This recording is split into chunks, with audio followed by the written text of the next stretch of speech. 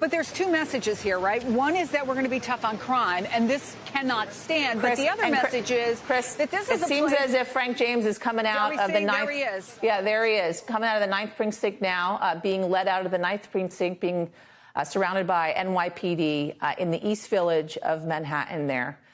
Frank James being accused of, suspected of being responsible for that awful shooting in a New York City subway yesterday morning.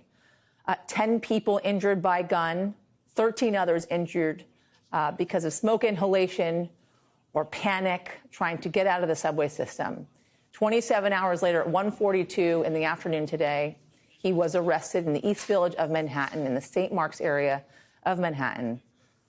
And he is now in police custody, being led out of the 9th precinct in the East Village. And Chris, New Yorkers really breathing a sigh of relief today, as we talked about earlier, having been on edge for so long, knowing that he was still out there as he's being driven away in police custody. But the questions again remain what the city is going to do. One of the last people I talked to, Yasmin, raised the whole idea of what are we doing for the number of mentally ill people who are riding the subway every day? What kinds of programs are available to them? People mentioning these social media rants that he went on, which for them raised some questions about his stability, something that will be further investigated and we're sure to hear more about.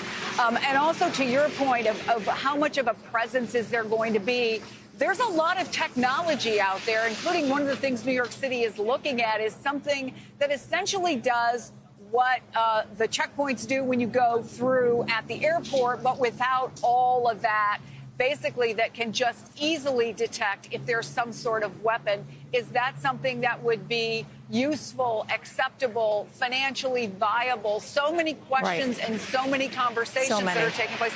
And not just here, to be fair, but at mass transit points across the country where we've also seen stepped up security today. Absolutely. And you well know this is a conversation that has been ongoing in this city for quite some time. The MTA has been routinely criticized for its lack of technology, for its lack of updating, whether it be train systems, updating passengers on what's happening on the MTA. Oftentimes it feels like it's still stuck in, arcane times, and you're not getting updates on what's actually happening on the MTA. So that's why it was incredibly surprising to hear from the NYPD officer saying, in fact, that camera that was broken in that subway system was under the responsibility of the MTA. And that's something that they're certainly going to have to answer for going forward when we talk about stepping up security in mass transit systems, not only in this city, as you rightfully said, but across the country as well. As always, Chris Jansing, thank you for being my buddy on this. Appreciate talking to you. And thanks for your incredible reporting from the ground.